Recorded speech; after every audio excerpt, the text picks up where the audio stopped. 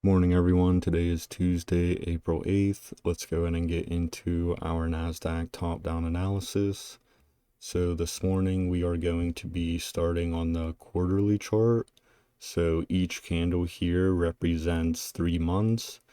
But what I want to point out here is if we take our Fibonacci from the bottom of this run starting in October of 22 and bringing it to the top, we can see that we already retraced to 50% pretty much to the tick and then started to retrace back up. And then so for now we'll just go through how we normally do it from the 4-hour or from the weekly. So as always, mark out the previous week high, previous week low, and 50% of that range because these are all key levels for this week. And then if we drop down into the daily, as you can see, we are still completely in Monday's range. So just be aware of that. And then dropping into the 4 hours. So what I'm seeing here is we did come down and sweep sell side liquidity. I just deleted those lines. And then we didn't quite reach this sell side liquidity. And then we had a move back up, rejected off of 50% here, pretty much to the tick, and then started to consolidate a little. So the main scenarios today are going to be plays off of this 4-hour imbalance. So two main scenarios is the first scenario is going to be a break and retest for longs.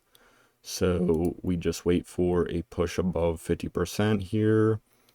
And then if we do that, it's most likely going to be an inverted fair value gap at that point. So we can look for 50% to hold. So we'll just wait for a break of 50%, wait for a retest showing us that 50% is holding, and then we can target previous highs as well as 50% of last week's range. And then second scenario off this imbalance would be a short scenario. So a few things can happen is one, we can just come up here and reject again, but I will not be taking that trade. As always, I like to wait for breaks and retests. So my short scenario here would be if we come up above 50%, I would even like to see us sweep these highs here just for more confirmation, and then a pushback down below. So I'll wait to see what happens once we get back above.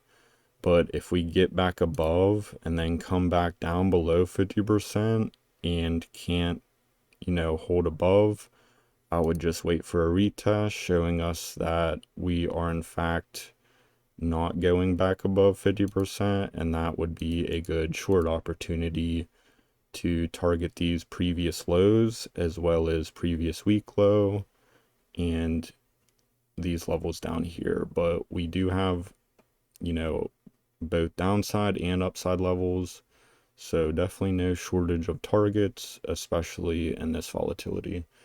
And then just to drop into the 1 hour to get a better picture of what's happening, it does look like we are pushing up into this imbalance. So my advice is to just be patient and wait and see what happens. But that's everything on my end today, guys. I hope you have a good one, and I will catch you tomorrow.